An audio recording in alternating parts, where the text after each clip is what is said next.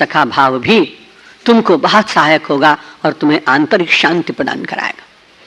सुहृदम सर्वभूतानाम ज्ञात्वा माम शांति मृच्छति।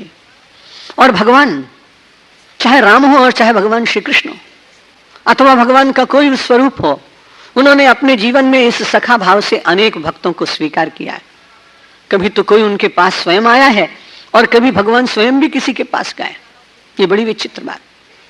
जब मिलन होता है सुग्रीव का हनुमान जी के द्वारा, तब भगवान उस मैत्री को निर्वाह करने के लिए कई प्रयत्न करते हैं और विश्वास दिलाते हैं कि तूने जिसके साथ मैत्री की है वो बड़ा समर्थ है और बड़ा बलशाली। रामायण में वो सारे प्रसंग आपने पढ़े, इसलिए उनका विशेष वर्णन नहीं करूंगा। लेकिन जब भगवान ने सुग्रीव के साथ मैत्री की तो मुझे ये शब्द बड़ा अच्छा लगा। संसार में परमात्मा का मित्र वही हो सकता है जो सुग्रीव हो। सुग्रीव का मतलब सुंदर ग्रीवा, सुंदर कंठ। अब कोई व्यक्ति कहेगा कि सुंदर कंठ और ये शरीर तो सब भगवान की इच्छा से जैसा जैसा जिसको मिलता है मिलता है। कोई ऐसा डॉक्टर भी नहीं कि जिसके पास चले जाएं और कहें प्रवचन सुन के आए इसलिए जरा मेरा गला ठीक बना दो। सुग्रीव का अर्थ होता है, हम लोग ऐसा मानते हैं कि हम सब लोग जो बोल रहे हैं जिह्वा से बोल रहे हैं। इसी जून मास में मैं टोरंटो में प्रवचन कर रहा था और मैंने वहां शल्य चिकित्सा का एक अद्भुत चमत्कार देखा। एक व्यक्ति के उसकी जिह्वा बंद हो गई, बोल नहीं पाता था। किसी बहुत बड़े डॉक्टर के पास गया और बड़ा ही निष्णात व्यक्ति था। उसने कहा तुम जिह्वा से न बोल सको तो कोई चिंता की बात नहीं, बोली में थोड़ा अंतर आ जाएगा, उतनी मधुर बोली नहीं होगी लेकिन तुम अपना व्यवहार चला सकोगे। तो मैंने देखा बड़ी विचित्र बात कि उसके मुख बंद होने पर भी गले में उसने कोई ऐसा छिद्र था और उसमें कोई ऐसा यंत्र उसने लगा दिया था कि वो कंठ से बोलता था।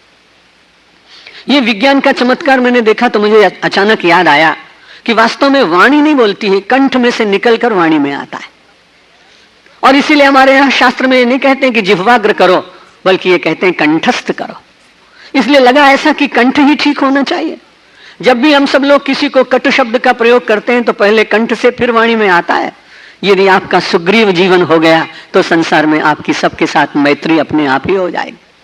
मुझे लगा कि भगवान श्री कृष्ण ने सुग्रीव से इसीलिए मैत्री की कि उसकी वाणी में इतनी मधुरता, इतना दैन्य, इतनी प्रीति, प्रेम से पगी हुई वाणी, इसलिए जोड़ी प्रीति दृढ़ाए।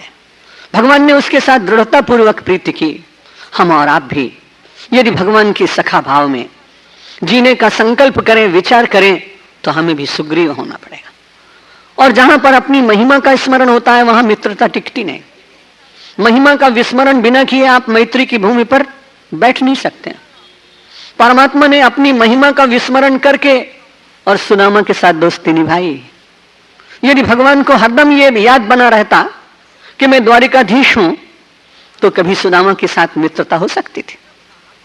क्योंकि मित्रता के जो लौकिक आधार हैं वो बिल्कुल भिन्न है, जिनको नीतिकारों ने कहा कि समानशील व्यसनेषु सख्यम। समान कला में प्रेम रखने वाला, समान आदत वाला, समान शील वाला, समान व्यसन वाला, इनके साथ मैत्री होती है।